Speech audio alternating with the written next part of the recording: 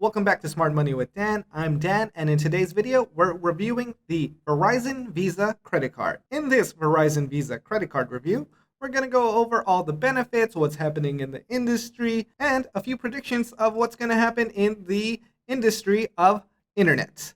So stick around and let's get started. The Verizon Visa credit card is actually really amazing. The only limitation is that you earn Verizon Dollars, which means you can only use that money towards your Verizon bill or purchases through Verizon. Now, Verizon is not the best service for everybody. Everyone has their preferences. Me personally, I love Google Fi just because of all the services and low rates. And whenever you're talking about money, you should always look for the best deal with the highest quality acceptable to yourself. A lot of phone service providers like T-Mobile, Verizon, AT&T, they have all these long contracts which commits people to their service, and then you're stuck with them. You'll have them for a 2-year contract, and then you won't even think about changing because that's just a part of your life now, and they'll continue charging you even though they might not have the lowest rate. So before considering getting the Verizon Visa credit card, I highly recommend checking out what phone service providers are available in your area that might be cheaper than Verizon. Me personally, Google Fi, amazing.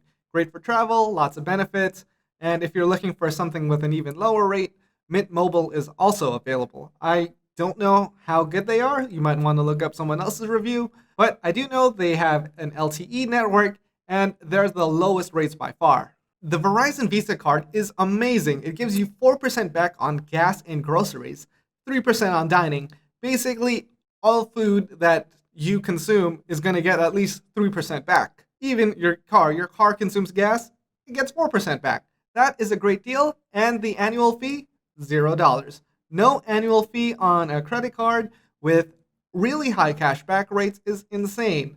So this makes it a truly amazing credit card because it has no annual fee and no foreign exchange fees. This would be my go-to credit card if I did not have to be a Verizon customer. Obviously, I'm not going to pay for a higher phone service plan just to get a credit card. There's a bunch of other good credit cards available, and you'll see that soon.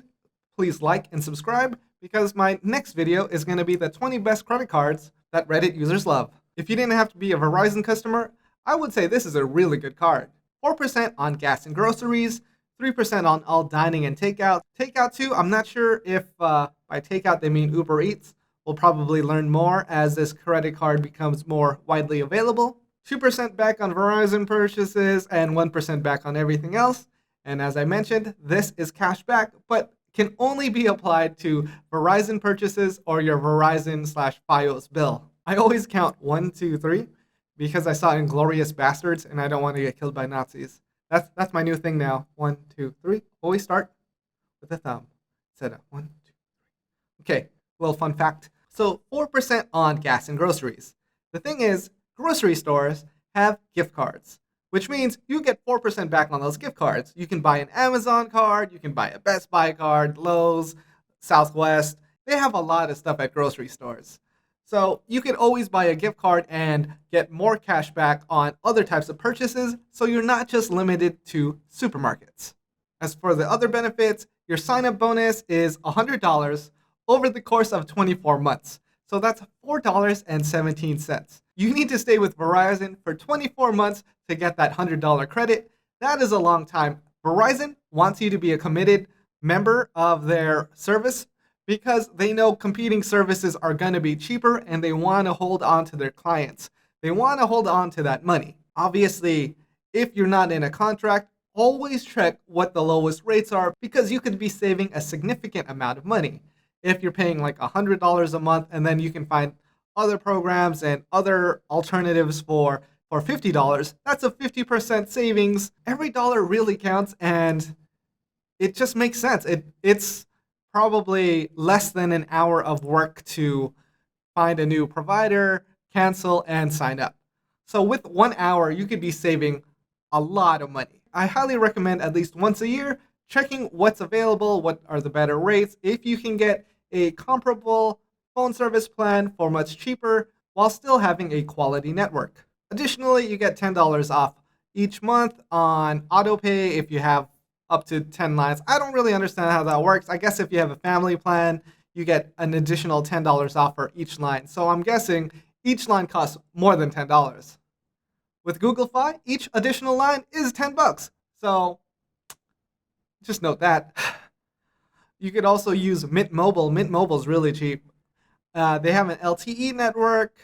I don't know how good they are, though. The sign-up bonus gives you $100 over 24 months, which is $4.17.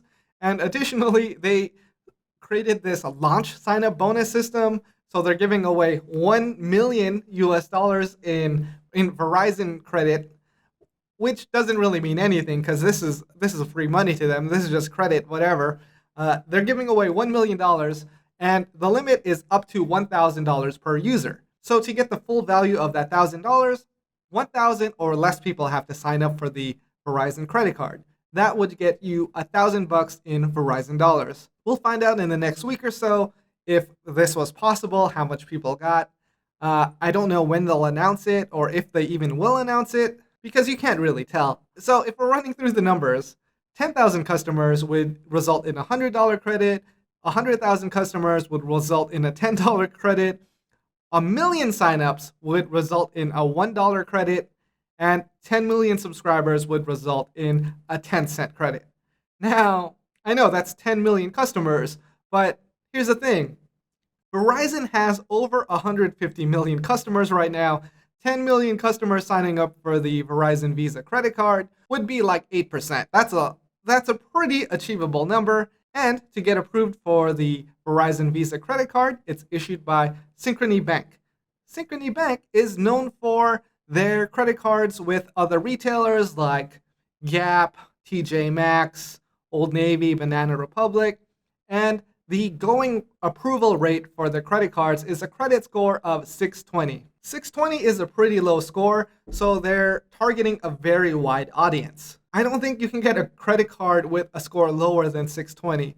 So for a person starting off the cashback game, if you're committed in a Verizon contract anyway, this Verizon Visa credit card is for you. Included with your Verizon Visa card, you get 2 Travel Pass credits with Verizon. That's a $20 value, so I guess $10 each. It allows you to use international data and their phone service at a lower rate. This is not a great deal. I highly recommend Google Fi for this because their data is like a flat rate everywhere, while calls can be like as low as 2 cents to like 20 cents depending on the country. Another thing, Google Fi supports Wi-Fi calling. There is no Wi-Fi calling with Verizon. Additionally, with the Travel Pass, they only give you high-speed data up to 0.5 gigabytes. That's 500 megabytes of data when traveling internationally at high speed, like LTE speeds, 4G speeds. With Google Fi, if high-speed network is available, it's available. There's no additional cost. So that's why I highly recommend Google Fi. Right now, I'm paying $25 a month for it, and I'm not using any data. If you just have the phone, it's $25 a month. I do all my calls and text messages through the Google online system, so I don't actually have to use my phone, and it's very convenient. Getting into the news, SoftBank has recently announced that they will be selling $21 billion in T-Mobile stock. That is going to hit T-Mobile pretty hard. Like when $21 billion disappears from a company, its stock is going to go down. So I'm not recommending any stock advice. I'm just saying you might want to put some stop losses on that if you are invested in T-Mobile.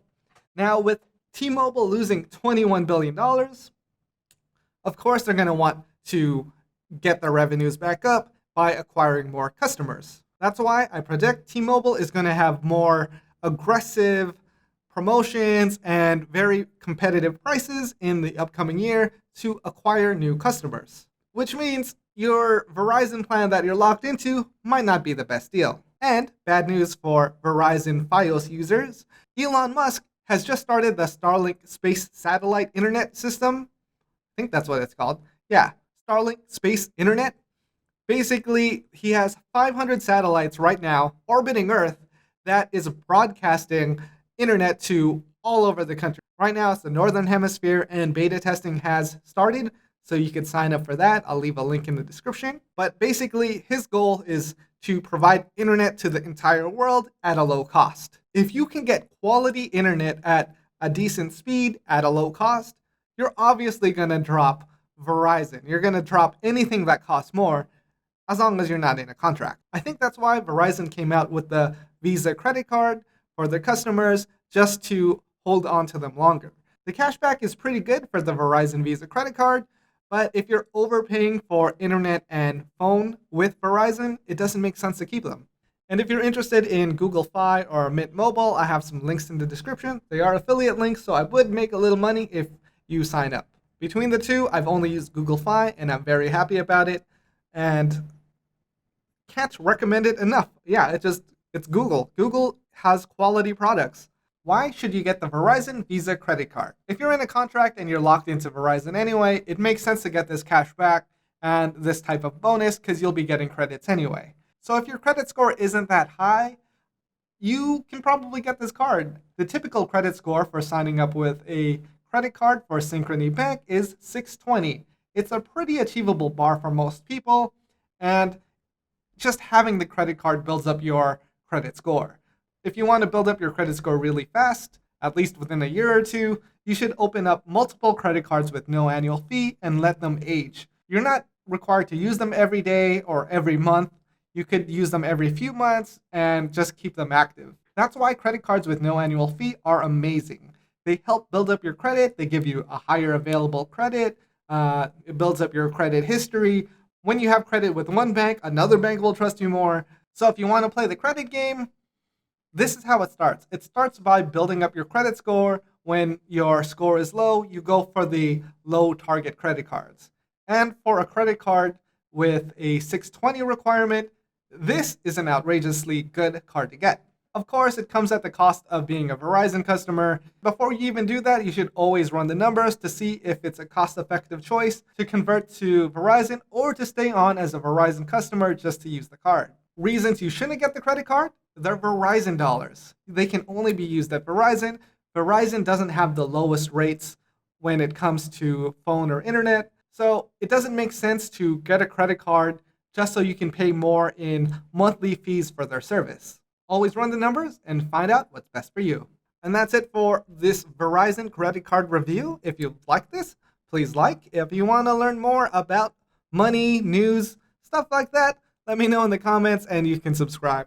This is a new channel. I mean, it's been an existing channel, but I'm trying a new thing and I want to see how it goes. If this goes well, I'll just keep going. This has been my Verizon credit card review. Thank you for watching, and until next time.